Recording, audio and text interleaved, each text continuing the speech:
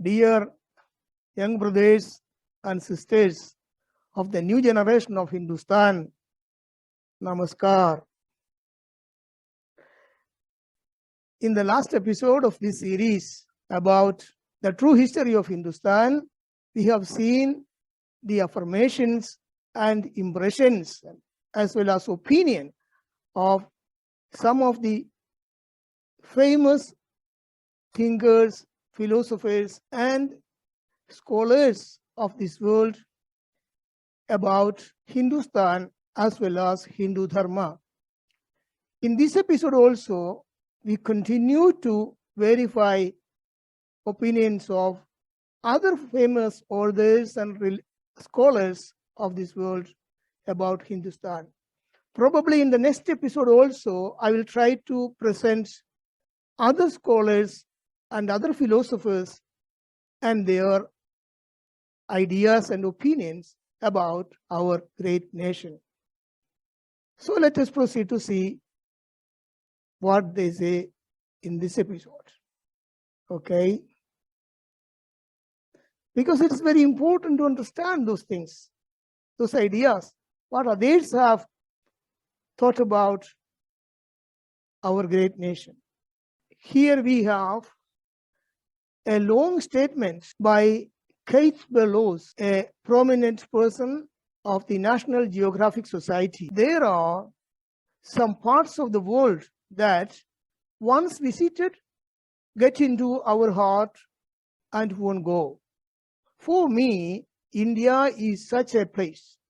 When I first visited, I was stunned by the richness of the land, by its lush beauty and exotic architecture, by its ability to overload the senses with the pure, concentrated intensity of its colors, smell, taste, and sounds. I had been seeing the world in black and white, and when brought face to face with India, experienced everything re-rendered in brilliant technicolor. See how our great nation impressed this person. Again, we have another statement by Mark Twain. We have seen one of the statements of this famous author during the last episode.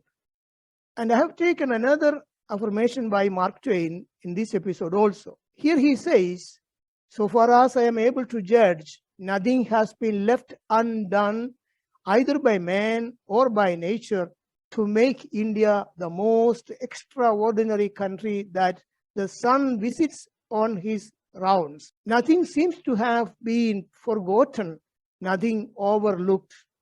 So that means the perfection of Hindustan.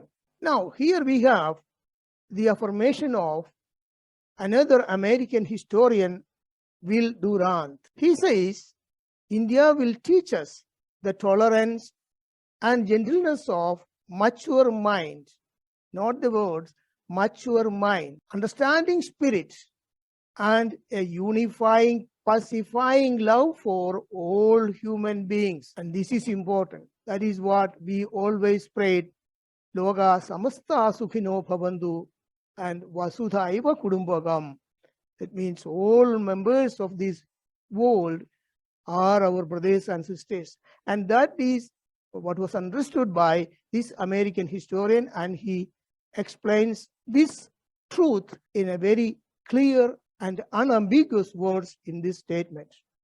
Here we have an affirmation by another American author named William James. He says, from the Vedas, we learn a practical art of surgery, medicine, music, house building, under which mechanized art is included. They are encyclopedia of every aspect of life, culture, religion, science, ethics, law, cosmology, and meteorology. See how detailed, complete, and perfect the opinion of this author about our Vedas. How many of our people, how many of our citizens have such a precise and clear idea about those inestimable values of our Vedas. Our Vedas include everything. And this fact, this truth, the American author understood and he stated it publicly, whereas our citizens are kept ignorant of these eternal truths. So this is the importance why we have to understand the opinion of others. Others means others with brain, others with intelligence, others with thinking capacity. What those people narrated about or stated about our great nation Hindustan. Let us leave the older generations which came into existence since 1940 till the last few years. But you are a young generation. You are the sons and daughters of Hindustan, and you should understand these opinions, these statements. Then only you will be feeling absolute proud and self-esteem of being born in this great nation. Let us see other affirmations. Here we have the opinion of a British Orientalist, Sir William Jones, and he says the Sanskrit language, whatever be its antiquity, is of wonderful structure, more perfect than the Greek, more copious than the Latin, and more exquisitely refined than either. And it was this Sanskrit language which was declared by Jawaharlal Nehru as a dead language. See the ignorance of the first Prime Minister of our nation.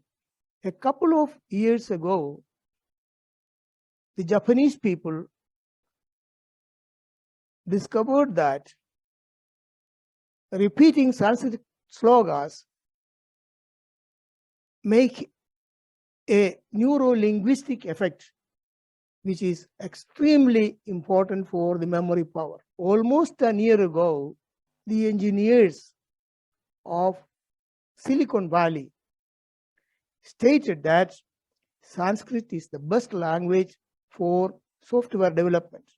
And it was this language, which was understood by people of other nations, declared by our first Prime Minister as a dead language.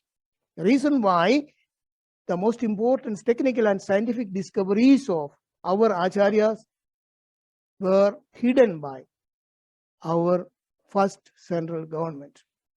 Think about it. Let us see some other affirmations.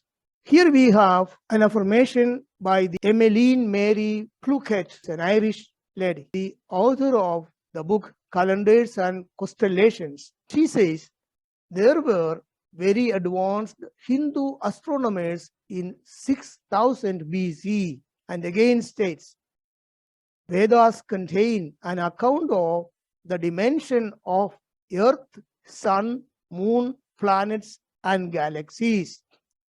See how those people, 3 or 4 eminent thinkers and scholars we have seen, what is their opinion about Hindustan, our Hindu Dharma, the discoveries of our acharyas. These foreign thinkers and scholars clearly understood the importance of Hindustan and Hindu Dharma, and they declared it publicly. So if you are interested, if you think that these are important information that a son or a daughter of Hindustan must understand, please share it with your friends and relatives who are of the new generation, like you. Well, if some people of the older generation, they are interested to know, share it with them also.